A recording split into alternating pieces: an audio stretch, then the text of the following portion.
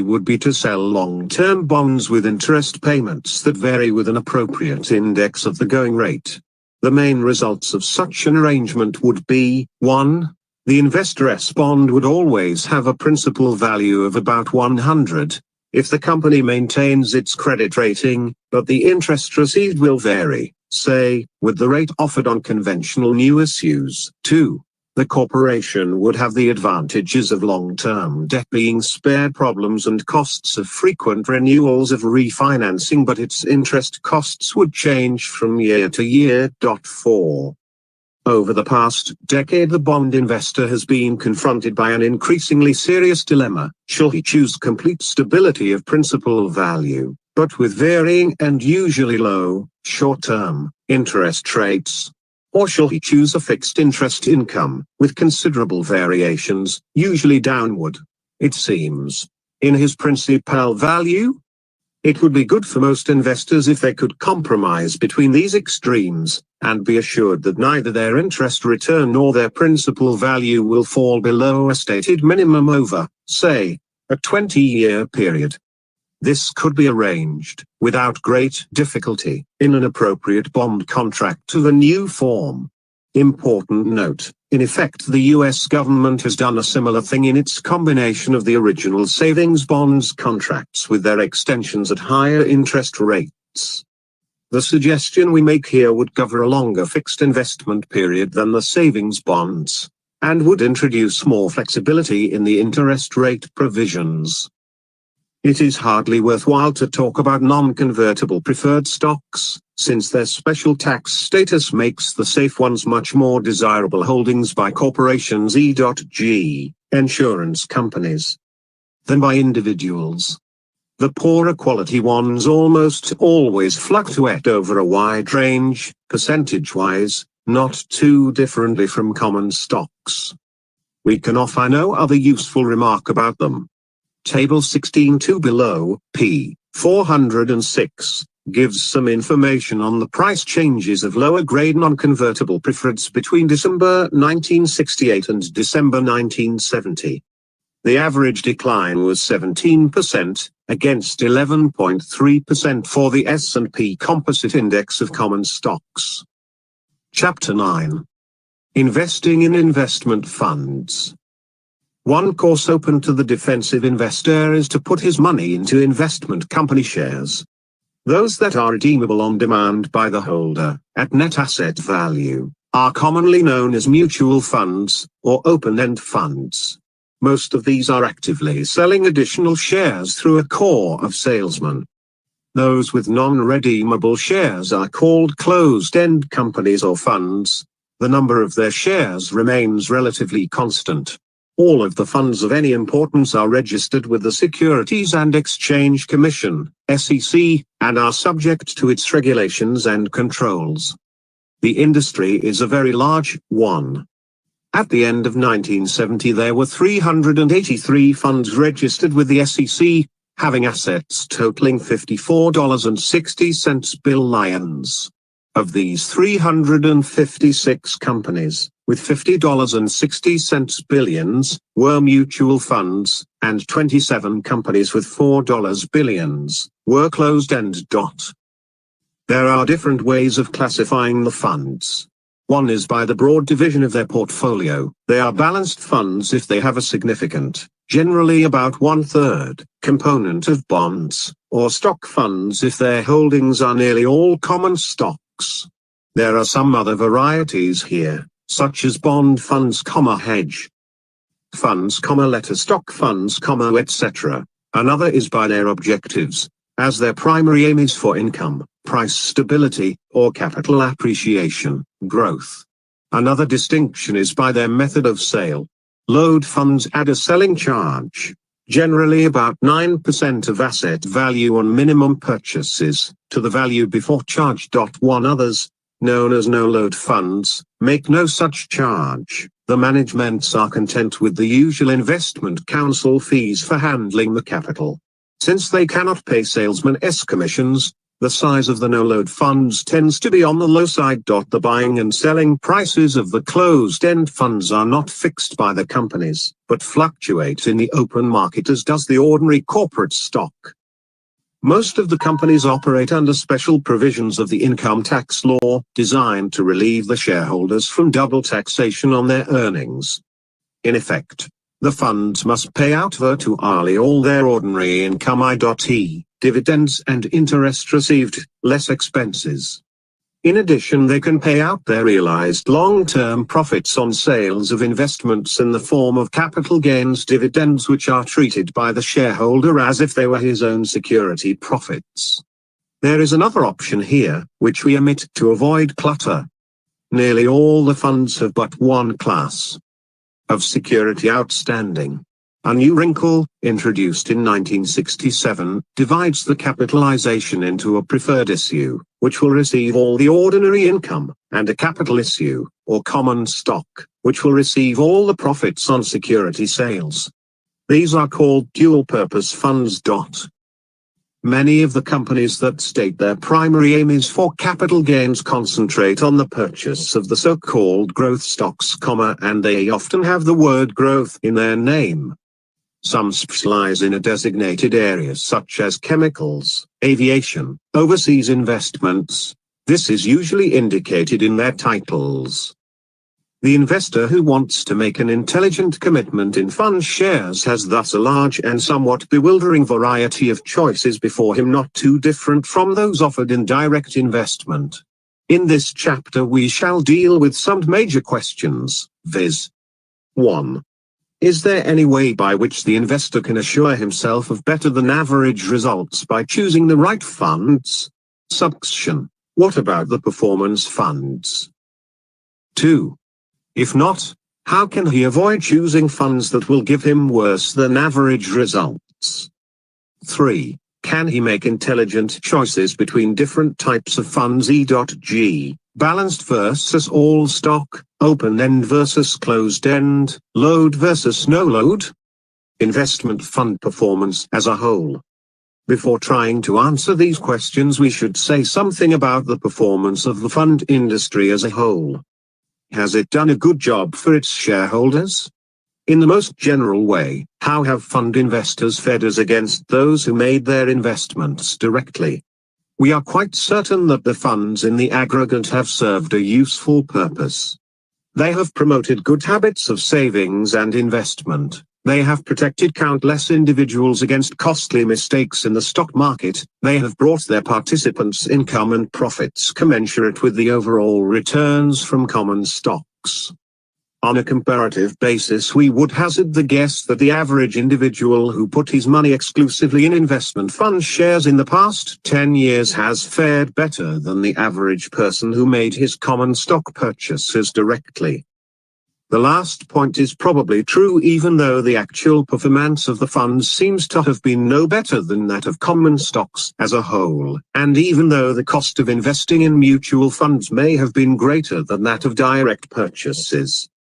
The real choice of the average individual has not been between constructing and acquiring a well-balanced common stock portfolio or doing the same thing, a bit more expensively, by buying into the funds. More likely his choice has been between succumbing to the wiles of the doorbell-ringing mutual fund salesman on the one hand, as against succumbing to the even wilier and much more dangerous peddlers of second and third-rate new offerings.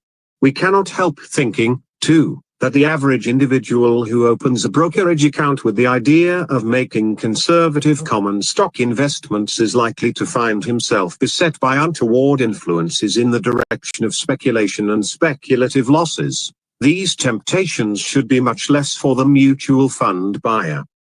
But how have the investment funds performed as against the general market? This is a somewhat controversial subject, but we shall try to deal with it in simple but adequate fashion.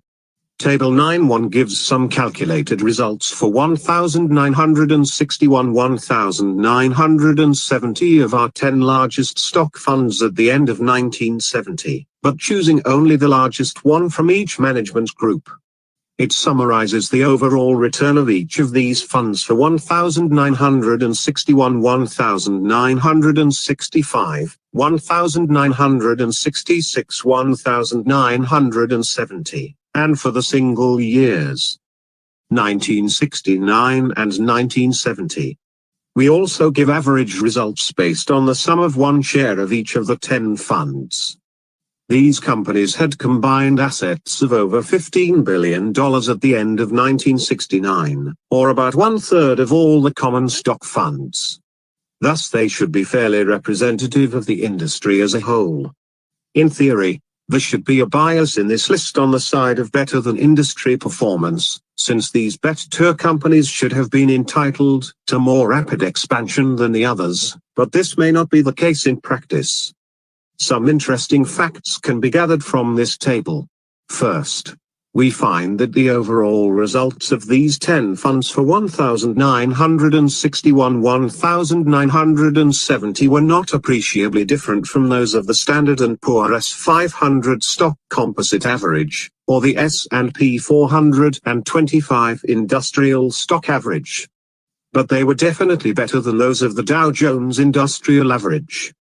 This raises the intriguing question as to why the 30 giants in the Dow Jones Industrial Average did worse than the much more numerous and apparently rather miscellaneous list used by Standard & Poor's. The second point is that the fund's aggregate performances against the S&P index has improved somewhat in the last 5 years, compared with the preceding 5. The fund's gain ran a little lower than S&P's in 1961, 1965 and a little higher than S&P's in 1966, 1970. The third point is that a wide difference exists between the results of the individual funds. We do not think the mutual fund industry can be criticized for doing no better than the market as a whole. Their managers and their professional competitors administer so large a portion of all marketable common stocks that what happens to the market as a whole must necessarily happen, approximately, to the sum of their funds. Note that the trust assets of insured commercial banks included $181 billion of common stocks at the end of 1969. If we add to this the common stocks in accounts handled by investment advisors, plus the $56 billion of mutual and similar funds, we must conclude that the combined decisions of these professionals pretty well determine the movements of the stock averages, and that their movement of the stock averages pretty well determines the fund's aggregate results. Are the better than average funds, and can the investor select these so as to obtain superior results for himself? Obviously all investors could not do this, since in that case we would soon be back where we started, with no one doing better than anyone else. Let us consider the question first in a simplified fashion. Why shouldn't the investor find out what fund has made the best showing of the lot over a period of sufficient years in the past, assume from this that its management is the most capable and will therefore do better than average in the future, and put his money in that fund? This idea appears the more practicable because, in the case of the mutual funds, he could obtain this most capable management without paying any special premium for it as against the other funds. By contrast, among non-investment corporations, the best managed companies sell at correspondingly high prices in relation to their current earnings and assets. The evidence on this point has been conflicting over the years.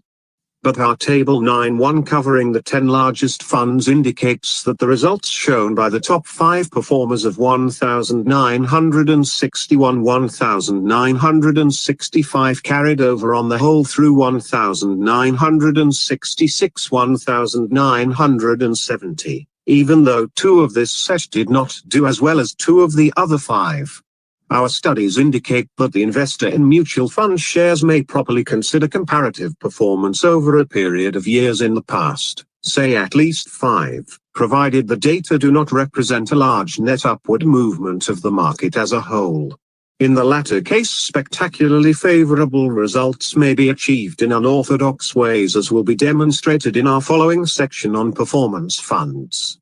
Such results in themselves may indicate early that the fund managers are taking undue speculative risks, and getting away with same for the time being, performance funds. One of the new phenomena of recent years was the appearance of the cult of performance in the management of investment funds, and even of many trust funds. We must start this section with the important disclaimer that it does not apply to the large majority of well-established funds, but only to a relatively small section of the industry which has attracted a disproportionate amount of attention. The story is simple enough. Some of those in charge set out to get much better than average, or Dow Jones Industrial Average, results. They succeeded in doing this for a while, garnering considerable publicity and additional funds to manage. The aim was legitimate enough. Unfortunately, it appears that, in the context of investing really sizable funds, the aim cannot be accomplished without incurring sizable risks. And in a comparatively short time the risks came home to roost. Several of the circumstances surrounding the performance phenomenon caused ominous headshaking by those of us whose experience went far back, even to the 1920s, and whose views, for that very reason, were considered old-fashioned and irrelevant to this second, new era. In the first place, and on this very point, nearly all these brilliant performers were young men, in their 30s and 40s, whose direct financial experience was limited to the all but continuous bull market of 1948 to 1968. Secondly, they often acted as if the definition of a sound investment was a stock that was likely to have a good rise in the market in the next few months. This led to large commitments in new ventures at prices completely disproportionate to their assets or recorded earnings. They could be justified only by a combination of naive help in the future accomplishments of these enterprises with an apparent shrewdness in exploiting the speculative enthusiasms of the uninformed and greedy public. This section will not mention people's names, but we have every reason to give concrete examples of companies. The performance fund most in the public's eye was undoubtedly Manhattan Fund Incorporated, organized at the end of 1965. Its first offering was of 27 million shares at $9.25 to $10 per share. The company started out with $247 million of capital. Its emphasis was, of course, on capital gains. Most of its funds were invested in issues selling at high multipliers of current earnings, paying no dividends, or very small ones, with a large speculative following and spectacular price movements. The fund showed an overall gain of 38.6% in 1967, against 11% for the S&P Composite Index. But thereafter its performance left much to be desired, as is shown in Table 9.2. The portfolio of Manhattan Fund at the end of 1969 was unorthodox to say the least. It is an extraordinary fact that two of its largest investments were in companies that filed for bankruptcy within 6 months thereafter, and a third faced creditors' actions in 1971. It is another extraordinary fact that shares of at least one of these doomed companies were bought not only by investment funds but by university endowment funds, the trust departments of large banking institutions, and the like. A third extraordinary fact was that the founder-manager of Manhattan Fund sold his stock in a separately organized management company to another large concern for over $20 million in its stock. At that time the management company sold had less than $1 million in assets. This is undoubtedly one of the greatest disparities of all times between the results for the manager and the managees. A book published at the end of 1969 too provided profiles of 19 men who are tops at the demanding game of managing billions of dollars of other people's money. The summary told us further that they are young. Some earn more than $1 million a year. They are a new financial breed. They all have a total fascination with the market, and a spectacular knack for coming up with winners. A fairly good idea of the accomplishments of this top group can be obtained by examining the published results of the funds they manage. Such results are available for funds directed by 12 of the 19 persons described in The Money Managers. Typically enough, they showed up well in 1966, and brilliantly in 1967. In 1968 their performance was still good in the aggregate, but mixed as to individual funds. In 1969 they all showed losses, with only one managing to do a bit better than the S&P Composite Index. In 1970 their comparative performance was even worse than in 1969. We have presented this picture in order to point a moral, which perhaps can best be expressed by the old French proverb, plus ça change, plus que la même chose. Bright, energetic people, usually quite young, have promised to perform miracles with other people's money since time immemorial. They have usually been able to do it for a while, or at least to appear to have done it, and they have inevitably brought losses to their public in the end. About a half-century ago the miracles were often accompanied by flagrant manipulation, misleading corporate reporting, outrageous capitalization structures, and other semi-fraudulent financial practices. All this brought on an elaborate system of financial controls by the SEC, as well as a cautious attitude toward common stocks on the part of the general public. The operations of the new money managers in 1965 to 1969 came a little more than one full generation after the shenanigans of 1926 to 1929. The specific malpractices banned after the 1929 crash were no longer resorted to. They involved the risk of jail sentences. But in many corners of Wall Street they were replaced by newer gadgets and gimmicks that produced very similar results in the end. Outright manipulation of prices disappeared, but there were many other methods of drawing the gullible public's attention to the profit possibilities in hot issues. Blocks of letter stock 3 could be bought well below the quoted market price, subject to undisclosed restrictions on their sale. They could immediately be carried in the reports at their full market value, showing a lovely and illusory profit. And so on. It is amazing how, in a completely different atmosphere of regulation and prohibitions, Wall Street was able to duplicate so much of the excesses and errors of the 1920s. No doubt there will be new regulations and new prohibitions. The specific abuses of the late 1960s will be fairly adequately banned from Wall Street. But it is probably too much to expect that the urge to speculate will ever disappear, or that the exploitation of that urge can ever be abolished. It is part of the armament of the intelligent investor to know about these extraordinary popular delusions, and to keep as far away from them as possible. The picture of most of the performance funds is a poor one if we start after their spectacular record in 1967. With the 1967 figures included, their overall showing is not at all disastrous. On that basis, one of the money managers' operators did quite a bit better than the S&P Composite Index, 3 did distinctly worse, and 6 did about the same. Let us take as a check another group of performance funds, the 10 that made the best showing in 1967, with gains ranging from 84% up to 301% in that single year. Of these, 4 gave a better overall 4-year performance than the S&P index, if the 1967 gains are included, and 2 excelled the index in 1968 to 1970. None of these funds was large, and the average size was about $60 million. Thus, there is a strong indication that smaller size is a necessary factor for obtaining continued outstanding results. The foregoing account contains the implicit conclusion that there may be special risks involved in looking for superior performance by investment fund managers. All financial experience up to now indicates that large funds, soundly managed, can produce at best only slightly better than average results over the years. If they are unsoundly managed, they can produce spectacular, but largely illusory, profits for a while, followed inevitably by calamitous losses. There have been instances of funds that have consistently outperformed the market averages for, say, 10 years or more.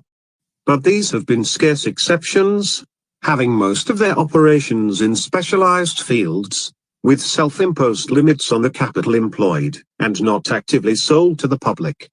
Closed-end versus open-end funds.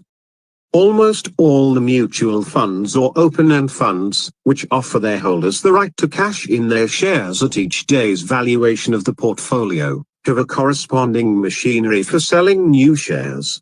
By this means most of them have grown in size over the years. The closed-end companies, nearly all of which were organized a long time ago, have a fixed capital structure, and thus have diminished in relative dollar importance. Open-end companies are being sold by many thousands of energetic and persuasive salesmen. The closed-end shares have no one especially interested in distributing them.